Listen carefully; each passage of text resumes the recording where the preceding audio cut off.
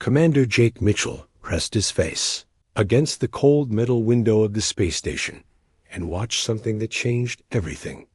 The stars were moving wrong. No, not moving. Something was coming through them.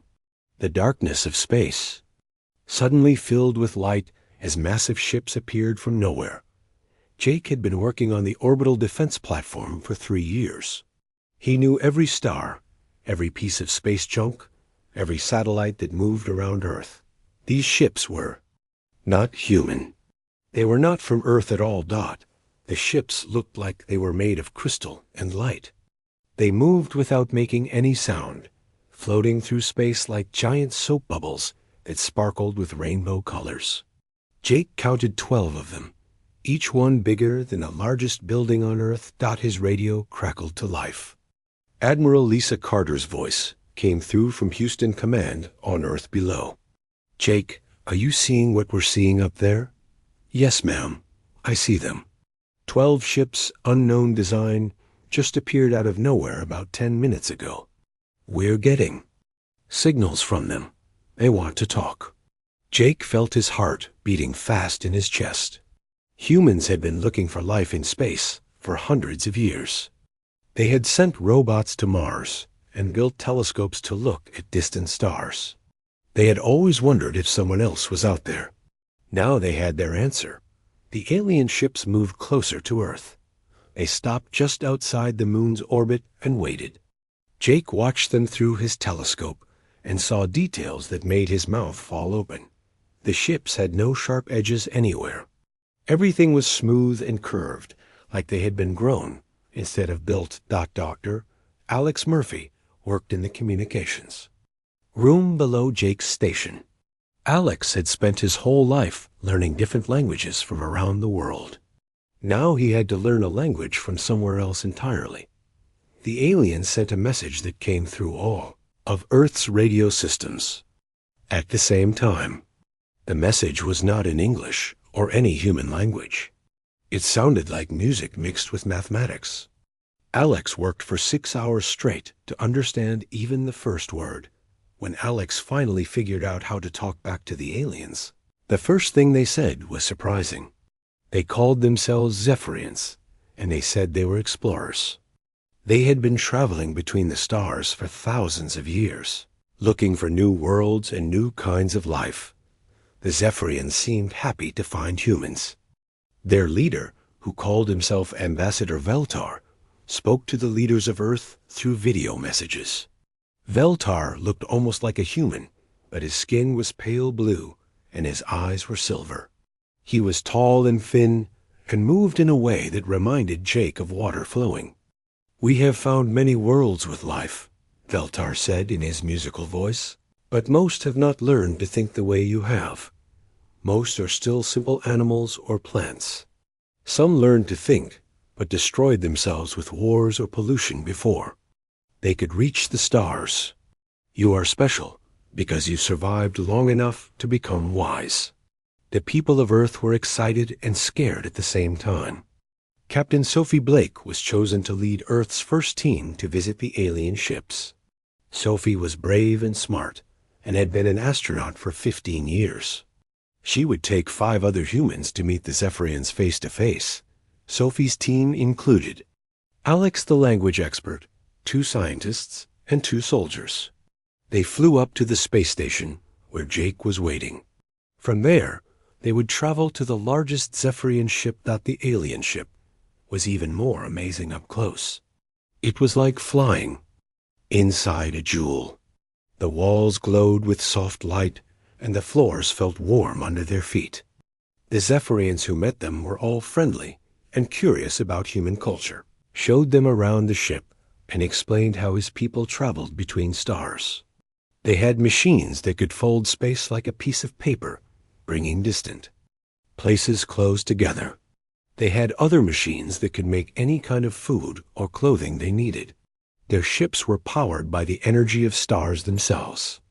"We would like to share these gifts with your people," Veltar said. "We have done this before with other worlds. We help younger species learn and grow. We invite them to join our great family of star travelers." Sophie asked many questions about this family of star travelers.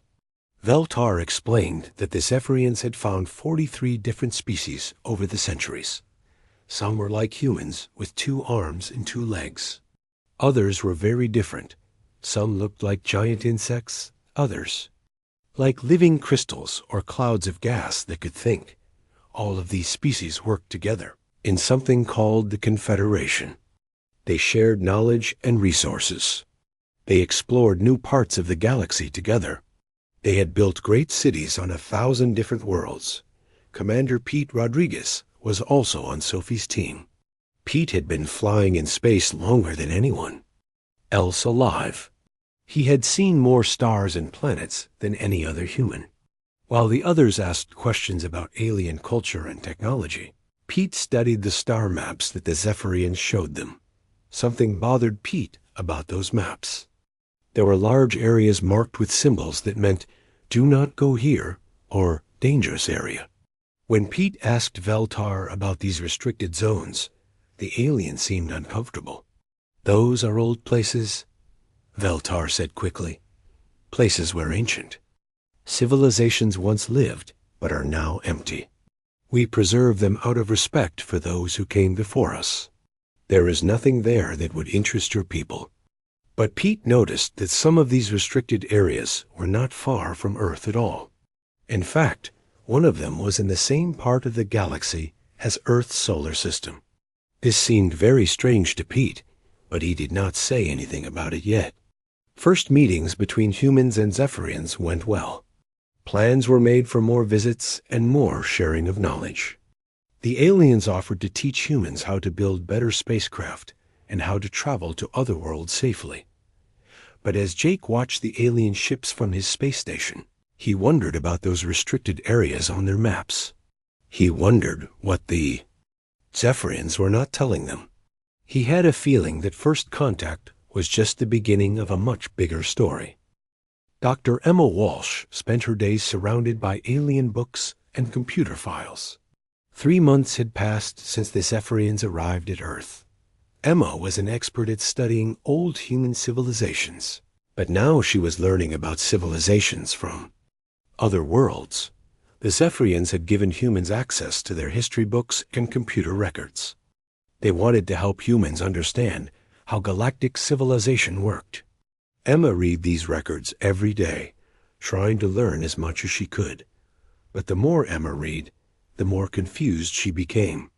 The Zephyrian records talked about thousands of years of galactic history. They described how the Zephyrians had explored the galaxy and found many different species. They told stories about helping younger civilizations grow and learn. The strange thing was what the records did not say. There was a big gap in Zephyrian history that lasted about 50,000 years. The records from before that time were mostly missing or damaged. When Emma asked Zephyrian scholars about this gap, they seemed uncomfortable. That was the dark time. One Zephyrian historian told her, many records were lost during the Great Collapse. Whole civilizations disappeared. We do not like to talk about those sad times. Emma found this answer suspicious. In her experience, civilizations usually kept very careful records of difficult times. Those were often the most important stories to remember and pass down to future generations. Lieutenant Colonel Ryan Turner was having his own puzzling experiences with the Zephyrians. Ryan led Earth's military team that was learning about alien weapons and defense systems. The humans and Zephyrians were doing practice battles together to see how their forces might work as a team. What puzzled Ryan was how familiar the Zephyrian weapons seemed. Their energy blasters worked on principles that human scientists had already figured out. Their shields used the same kind of force fields that humans had designed, but never built because they needed too much power. "Your weapons are very similar to ours," Ryan told his Zephyrian partner, Commander Zixtel. "It's like we both learned the same lessons about how to fight." Zixtel seemed surprised by this comment. "All intelligent species discover the same physical laws," he said. "The mathematics of energy and force are the same everywhere in the universe. It makes sense that we would develop similar tools. This explanation sounded reasonable, but Ryan had studied weapons from all over Earth. Even human civilizations that never met each other had developed very different ways of fighting. It seemed strange that humans and aliens from different star systems would create almost identical weapons. Engineer Kate Sullivan was working with a team of humans and Zephyrians to understand alien technology. The Zephyrians had promised to teach humans how to build their own star-traveling ships and energy systems. Kate was good at understanding how machines worked. She could look at any device and figure out how it had been built and what it was designed to do. When she studied Zephyrian computers, she found something that made her very curious. Deep in the Zephyrian computer files, Kate found references to something called builder technology. The Zephyrians described the builders as an ancient race that had lived in the galaxy long before any current civilization. According to these files, the builders had created amazing machines and then mysteriously disappeared. What caught Kate's attention was that the energy signatures and design patterns of builder technology looked almost exactly like the theoretical designs that human engineers had been working on. It was as if humans and the ancient builders had been thinking about technology in the same way. When Kate asked the Zephyrians about this similarity, they seemed genuinely puzzled. "The builders vanished long before any of us existed," said Chief Engineer Naxara. "We know very little about them, except what we can learn from the ruins they left behind. Perhaps all intelligent minds naturally think in similar patterns." Dr. Ben Foster was studying something even more strange. Ben was a genetic scientist who specialized in understanding DNA and how different species evolved. The Zephyrians had shared samples of their genetic material so that humans could learn how alien biology worked. What Ben discovered made him stay awake at night thinking about the implications. Zephyrian DNA was not entirely natural. Embedded in their genetic code were sequences that looked like they had been artificially added by some advanced technology. These artificial gene sequences were what gave Zephyrians their intelligence and their long lifespans. Without these modifications, Zephyrians would have been simple animal-like creatures with no ability to think or create tools. Even more disturbing, too, Ben, was that some of these artificial gene sequences looked familiar. They resembled parts of human DNA, especially the parts that controlled brain development and learning ability. It was as if the same scientist had worked on both human and Zephyrian genetics. When Ben shared this discovery with other human scientists, they were all amazed and worried. If someone had modified Zephyrian genetics in the ancient past, who had done it? And why did the modifications look so much like human genetic patterns? Captain Sophie Blake was leading more visits to alien worlds as part of the cultural exchange program. Her team had visited 6 different Zephyrian colonies and met 3 other alien species that belonged to the Confederation. On every world they visited, Sophie's team found ruins of ancient buildings that the locals called builder sites. These ruins were always treated with great respect by the current inhabitants, who believed they were sacred places left by their ancestors. Chief Navigator Amy Stone was part of Sophie's team.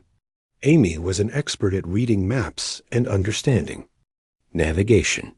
She spent a lot of time studying the builder ruins, trying to understand who had built them, and why. What Amy discovered made her hands shake with excitement and fear.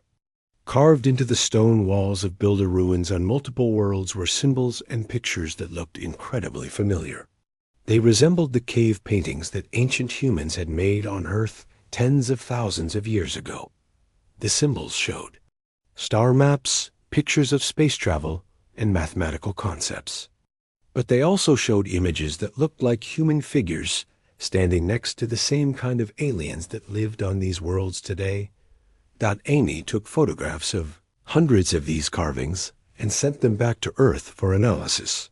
When human archaeologists saw the pictures. They could hardly believe what they were looking at. The symbols were not exactly like human cave paintings, but they were close enough to suggest a connection. Some of the mathematical concepts shown in the carvings were ones that humans had only recently discovered. The star maps showed the galaxy from a perspective that humans had only achieved with modern telescopes. Emma Walsh combined all of these discoveries and began to see a disturbing pattern. The missing 50,000 years in Zephyrian history matched the time period when humans had evolved from simple hunters into modern civilizations. The genetic modifications in alien species resembled human DNA. The builder technology worked on principles that humans understood intuitively. The ancient symbols looked like human art. Emma shared her theories with the other human researchers, but they were all afraid to say what they were thinking. The evidence seemed to suggest something impossible. The humans were somehow connected to the ancient builders who had shaped galactic civilization. But if that was true, why did the Zephyrians treat humans like primitive newcomers to the galaxy?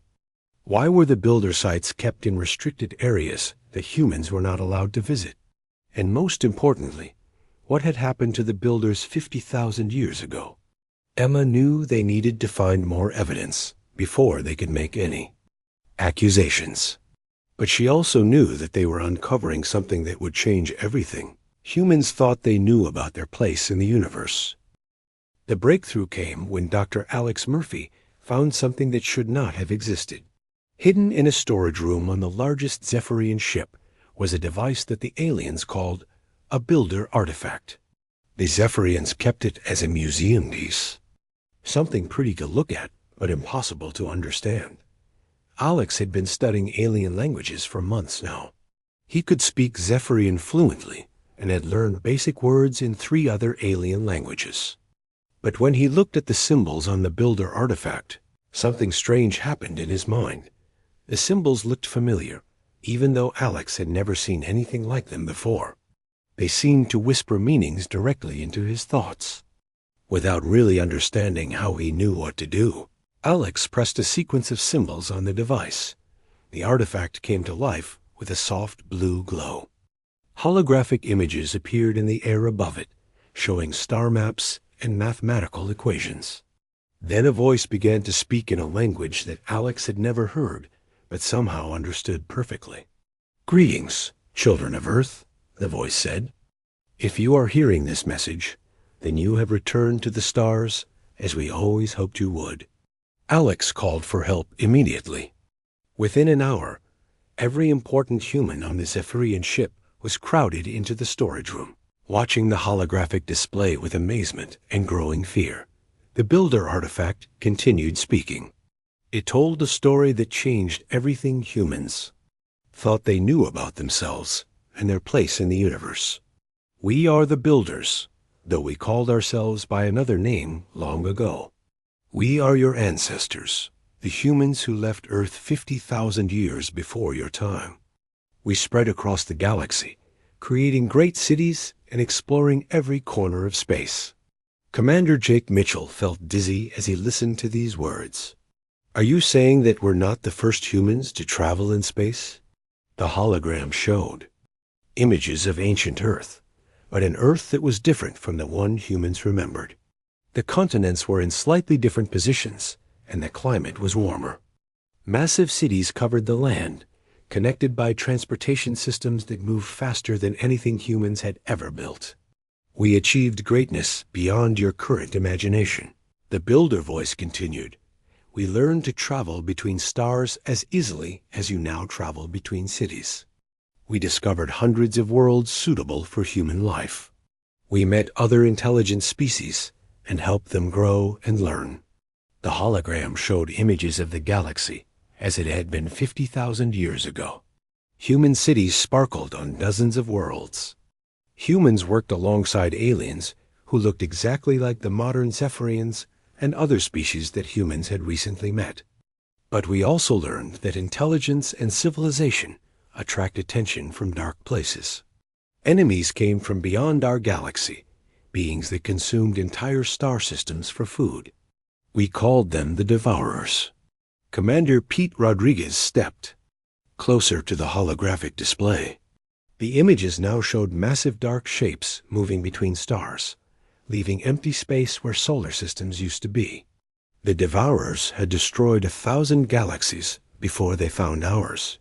We fought them with every weapon we possessed, but they were too powerful. They consumed worlds faster than we could evacuate them.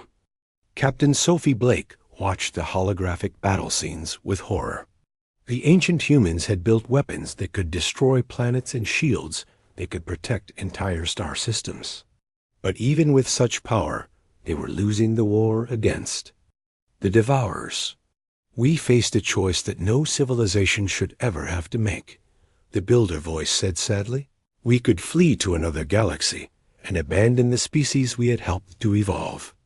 Or we could sacrifice ourselves to give our children a chance to grow strong enough to face this threat when it returned. The hologram showed the final human plan. It would return to Earth and trigger a massive solar event that would create a barrier in space and time. This barrier would hide the galaxy from the Devourers for exactly 50,000 years. We calculated that 50,000 years would be enough time for our uplifted species to mature and for our own descendants to rediscover their heritage. We embedded genetic locks in our technology that would only respond to unmodified human DNA. Dr. Ben Foster realized what this meant. That's why the Zephyrians and other species have artificially modified genes. The Builders changed them to make them intelligent, but kept humans unchanged so that we could access Builder technology when we returned to space. The hologram confirmed this understanding. The species you now call Zephyrians, Altarians, and others are our children in a different sense. We gave them intelligence and the ability to preserve civilization while we were gone. But only our genetic descendants could awaken the sleeping systems that we left throughout the galaxy. Lieutenant Julie Mason had been studying Builder ruins on several worlds. Now she understood why those ruins had seemed to respond to human presence. The ruins aren't just archaeological sites. They're waiting for us to come back and activate them. The Builder voice continued its explanation. We scattered our technology across the galaxy and programmed it to remain dormant until humans returned. Defense systems, terraforming machines, manufacturing facilities, and starships, all waiting for our children to reclaim their inheritance. Emma Walsh asked the question that everyone was thinking. Why didn't you tell the other species about this plan? Why do the Zephyrians think they discovered us instead of the other way around? We erased all records of our existence from their databases to protect them. The Builder voice replied, if the Devourers had found any trace of human civilization, they would have investigated and discovered our trap early. Our children among. The stars had to forget us completely for the plan to work. The holographic display showed what was happening across the galaxy at that very moment. As humans traveled to more worlds and more Builder sites, ancient systems were waking up everywhere. Automated factories were beginning to produce ships designed for human crews. Defense networks that had slept for 50 millennia were powering up and running diagnostics. The awakening has begun, the Builder voice announced, but you must hurry. Our calculations show that the Devourers will detect these activations. They will return to our galaxy within one of your years. Ryan Turner felt a chill run down his spine. 1 year to prepare for a threat that defeated an advanced human civilization 50,000 years ago. The Builder hologram provided more encouraging news. You will not face this threat alone. The galaxy now contains 47 intelligent species instead of the 3 that existed in our time. The Zephyrians and others have built a strong confederation of worlds. Combined with our awakening technology, you have a chance that we never had. The artifact began showing technical information about Builder weapon systems, defensive networks, and battle strategies. It also provided star maps showing the locations of major Builder installations throughout the galaxy. You must unite the Confederation under human leadership, the builder voice explained. Not because humans are superior, but because only humans can fully activate our defensive systems. The genetic locks cannot be bypassed or overridden. Alex Murphy saved all of this information to human databases, but he knew that sharing it would create massive problems. The revelation that humans were the descendants of the legendary builders would shock every civilization in the galaxy. Some species would welcome the return of their ancient benefactors. Others would see humans as a threat to the galactic order they had built. Still others might try to capture or control humans to gain access to builder technology. What should we tell the Zephyrians? Sophie asked. They've been kind to us, but this news will change everything. The builder voice had an answer for this concern too. Truth is always better than deception, even when truth is difficult. The Zephyrians and other species are your family, created by your ancestors with love and hope. They deserve to know their true history. The holographic display began to fade as the artifact's power source ran low. But before it shut down completely, the builder voice delivered one final message. Remember that we did not create galactic civilization for humans alone. We created it for all intelligent life. Your role is not to rule over others, but to protect and guide them as we once did. The galaxy belongs to everyone who calls it home. The storage room fell silent as the hologram disappeared. Jake Mitchell looked around at his fellow humans and saw the weight of responsibility in every face. They were no longer the newest members of galactic civilization. They were its founders and its future defenders. Emma Walsh was the first to speak. We need to call a meeting with Ambassador Veltar immediately. The Zephyrians need to know what we've discovered. And then we need to start waking up every builder site in the galaxy. Pete Rodriguez added grimly. We have less than a year to prepare for the fight of our lives. Ambassador Veltar sat in stunned silence for a long time after the humans showed him the builder artifact. The holographic recording played 3 times before the Zephyrian diplomat finally spoke. This changes everything we believed about ourselves.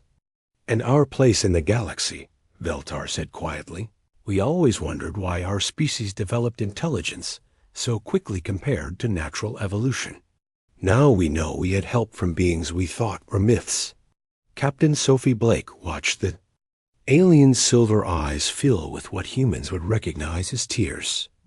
Are you angry that we kept this discovery secret for 3 days before telling you? No, I understand why you hesitated, Veltar replied. This knowledge will cause great upheaval throughout the Confederation. Some species will celebrate the return of their creators. Others will fear that humans have come to reclaim dominance over the galaxy. The news spread through Zephyrian space within hours of Veltar's report to his government. Reactions were immediate and intense. On some worlds, crowds gathered to celebrate the return of the legendary builders. On others, military leaders began emergency meetings to discuss the threat that awakening humans might represent. Captain Lavra Hill commanded the growing human fleet as more builder installations came online each day. What had started as a small exploration program was rapidly becoming the most powerful space navy in the galaxy. Ancient shipyards that had been hidden inside asteroids suddenly revealed themselves and began producing vessels, unlike anything currently in service. These ships were designed specifically for human physiology and psychology. They responded to human thoughts and emotions in ways that made piloting feel more like dancing than driving. It's incredible, Laura reported to Earth Command. The ships seem to know what we want to do before we even give commands. They're not just machines, they're partners. But the rapid growth of human military capability was making other species nervous. General Kexmore of the Altarian Defense Force sent an urgent message to all Confederation members. The humans claim to be descendants of the builders, but how can we verify this? Even if it is true, does that give them the right to command technology? that could destroy our civilizations? We must consider the possibility that humanity represents an existential threat to galactic stability. Dr. Ben Foster worked frantically to provide genetic proof of humanity's builder heritage. His research team analyzed DNA samples from humans, Zephyrians, and 12 other Confederation species. The evidence was overwhelming. Every non-human species showed clear signs of artificial genetic modification that enhanced intelligence, extended lifespan, and improved physical capabilities. Humans were the only species with completely natural genetics that matched the baseline genetic patterns found in all the modified species. It's like looking at a family tree, Ben explained to the Confederation Science Council. Humans are the trunk, and all your species are branches that grew from genetic modifications made by our ancestors. Despite this evidence, political tensions continued to rise. The Confederation had been built on the idea that all species were equal partners in galactic civilization. The revelation that humans were the original creators of that civilization threatened to upset the careful balance of power that had maintained peace for thousands of years. Commander Pete Rodriguez discovered just how serious the political situation had become when Altarian warships began shadowing human vessels. 3 times in 1 week, human exploration teams found themselves surrounded by alien military forces demanding that they leave builder sites immediately. "They're afraid of us," Pete reported to Admiral Lisa Carter. "They think we're going to use builder technology to conquer the galaxy the way our ancestors did 50,000 years ago." The crisis deepened when automated builder systems began terraforming planets without permission from their current owners. On 7 worlds, ancient machines emerged from deep underground and started changing atmospheric composition and surface geography to make the planets more suitable for human habitation. The Zerian Republic filed a formal complaint with the Confederation Council. Human presence is triggering massive environmental changes on our colony worlds. Their representative declared, "If this continues, our people will be displaced from planets we have called home for centuries." Dr. Emma Walsh tried to explain that the terraforming systems were operating according to programming that was 50,000 years old. The builder machines don't understand current political boundaries. They're just following their original instructions to prepare worlds for human colonization. But explanations did little to calm growing fears throughout the Confederation. Species that had welcomed humans as fascinating newcomers now saw them as potential conquerors with access to incomprehensibly powerful technology. The situation reached a breaking point when Commander Rodriguez made a discovery that terrified everyone involved. Deep in the builder archives was evidence that the galaxy's ancient enemy was already on its way back. Long-range sensors that had been dormant since the builder era were detecting massive gravitational disturbances at the edge of the galaxy. The patterns matched historical records of Devourer fleet movements. According to builder calculations, the enemy would arrive in approximately 8 months. "The timeline is accelerating," Rodriguez reported to an emergency session of the Confederation Council. The builders expected the Devourers to return exactly 50,000 years after the barrier was created. But our early activation of builder systems has sent signals across intergalactic space. The enemy has detected us and changed course to arrive early. General Kexmore seized on this information to support his argument that humans were dangerous. "The human presence has brought this threat upon us all. If they had never returned to space, we would have had 50,000 more years of peace." Ambassador Veltar tried to defend humanity's role in the crisis. The builders left their technology specifically so that their descendants could lead the defense against this threat. Without human activation of these systems, we would have no weapons capable of fighting the Devourers. The political debate was interrupted by urgent reports from across the galaxy. Builder defense networks were coming online everywhere, creating a web of protective installations around inhabited star systems. But these networks would only respond to human commanders. Engineer Kate Sullivan found herself in charge of a defense station that controlled the protective shields for 17 populated worlds. The system keeps asking for human authorization, codes that I don't know. I'm just guessing at the controls, hoping I don't accidentally shut down life support for billions of people. Similar scenes played out on hundreds of worlds as humans were suddenly thrust into positions of responsibility they were not prepared for. Builder technology was incredibly powerful, but it required human oversight to function properly. The Confederation Council faced an impossible choice. They could accept human leadership of galactic defense and risked being dominated by their former protégés. Or they could reject human authority and face the two devourers without access to builder weapons. Captain Lavra Hill received orders that made her stomach twist with anxiety. General Kex Moore had convinced 6 Confederation species to form a military alliance against human expansion. They were demanding that all humans leave builder sites immediately and submit to alien supervision. They're giving us 48 hours to comply, Lavra reported. If we refuse, they're prepared to use military force to remove us from builder installations. Jake Mitchell watched alien warships take positions throughout the solar system. Ships that had been allies just days earlier were now treating Earth as a potential enemy. The species that humans had hoped to protect were preparing to attack the very people who could save them. Dr. Alex Murphy worked desperately to find a diplomatic solution.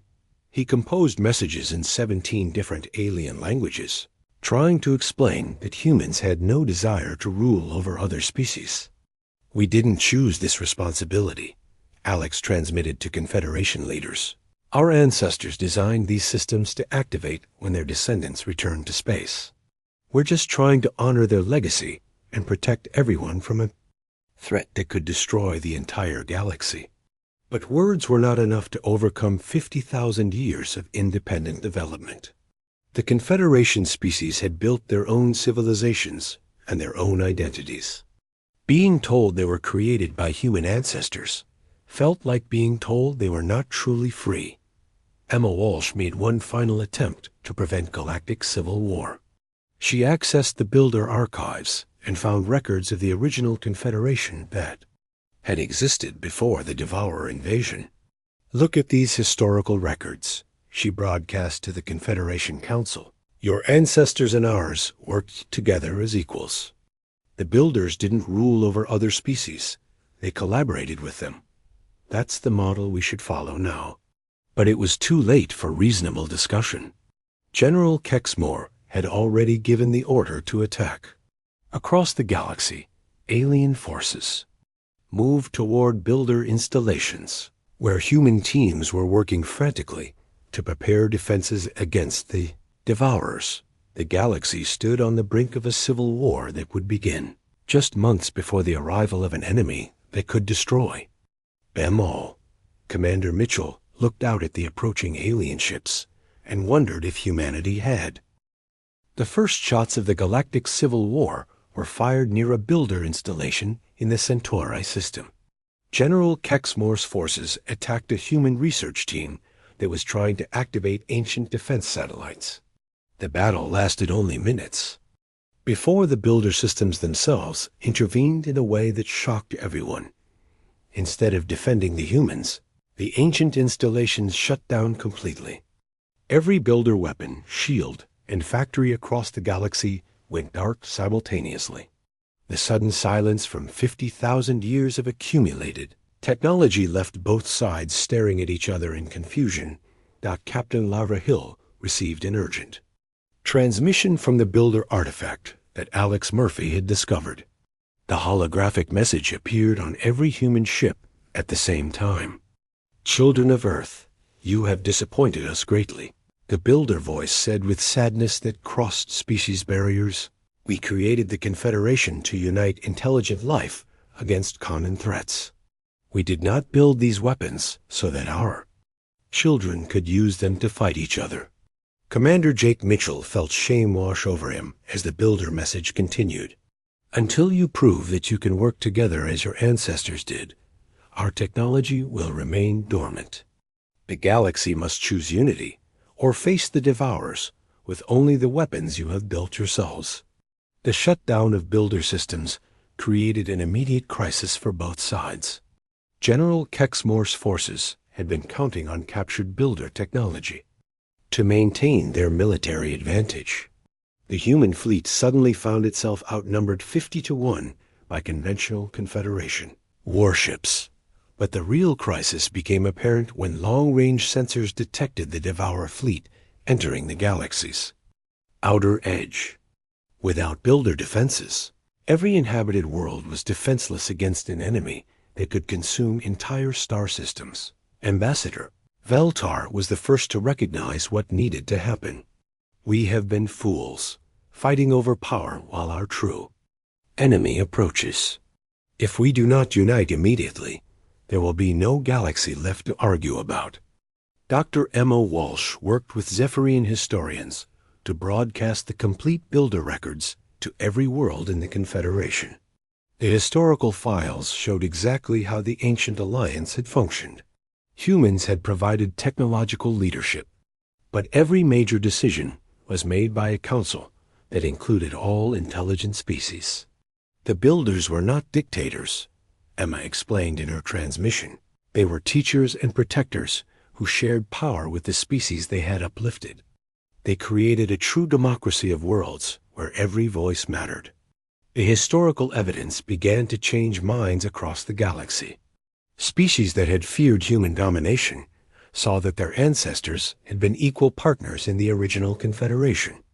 The Builder legacy was not about human superiority, but about cooperation between all intelligent life. General Kexmore remained unconvinced. Historical records can be falsified.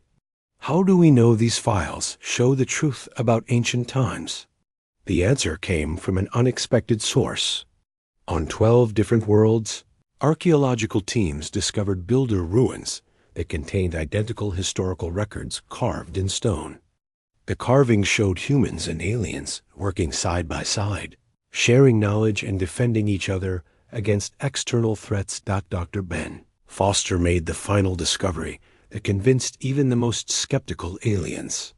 In the deepest builder archives, he found genetic samples from the original Confederation species. These samples showed that the builders had not created servants or subjects, but had carefully enhanced each species according to their own natural strengths and abilities. The builders didn't try to make everyone like humans. Ben explained to the Emergency Confederation Assembly. They made Zephyrians better at energy manipulation, Altarians better at tactical thinking, and Xerians better at biological sciences. They celebrated diversity instead of trying to eliminate it. Captain Sophie Blake led the diplomatic effort to rebuild trust between humans and aliens. She proposed a solution that honored both builder tradition and modern Confederation values. Let us form a new council where humans provide technological expertise, but every major decision requires approval from representatives of all species. The proposal faced resistance from extremists on both sides. Some humans believed they deserved leadership based on their builder heritage. Some aliens refused to accept any human authority whatsoever. But the approaching Devourer fleet made compromise a matter of survival rather than choice. Commander Pete Rodriguez provided the information that finally convinced everyone to work together. His analysis of Devourer fleet movements showed that the enemy would reach inhabited worlds in less than 3 months. Without builder defenses, conventional weapons would be useless against ships that could devour entire planets. We can argue about politics after we survive, Pete told the Confederation Council. Right now, we need to activate builder systems or watch our civilizations disappear.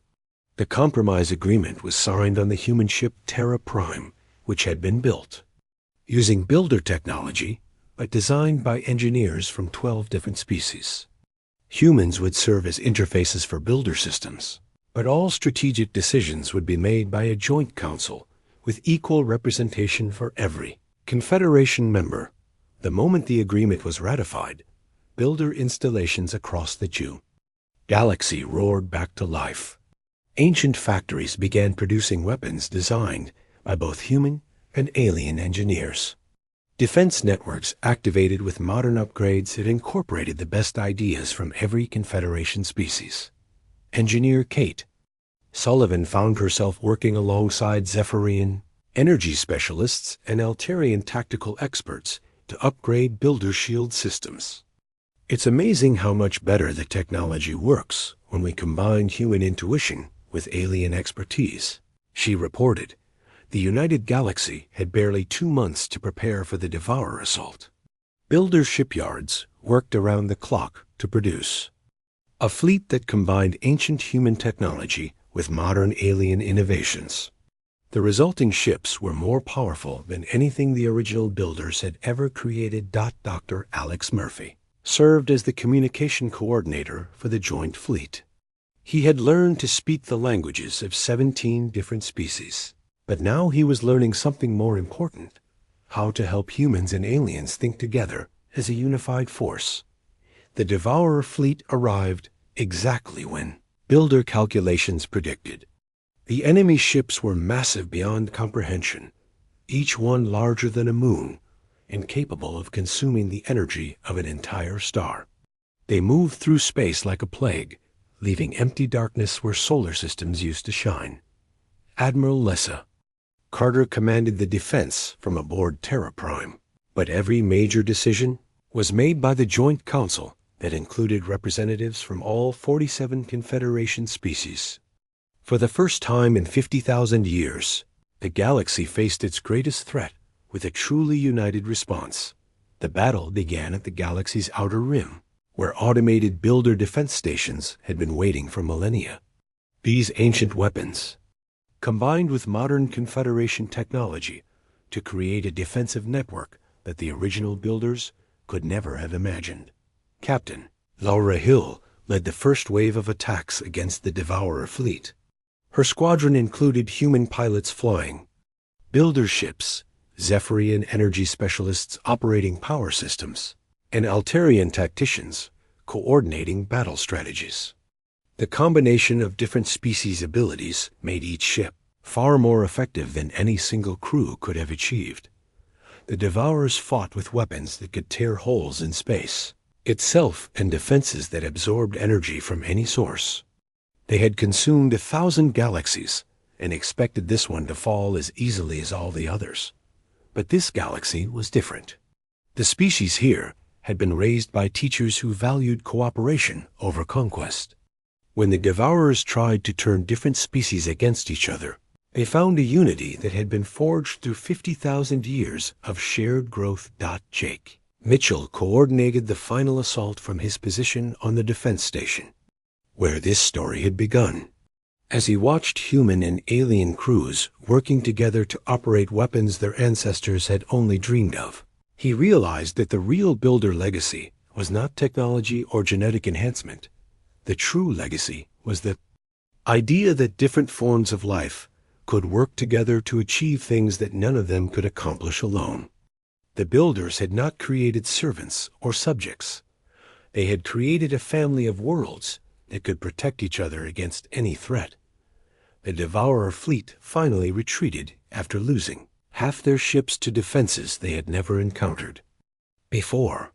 The surviving enemy vessels fled toward the edge of the universe, carrying warnings about a galaxy that fought back with weapons powered by unity rather than fear.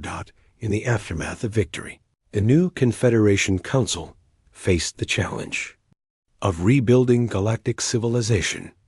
The old system of separate species pursuing individual goals was replaced by an integrated approach where every world contributed its unique strengths to common projects. Emma Walsh was appointed as the first director of galactic archaeology, responsible for studying builder sites and learning more about humanity's ancient legacy.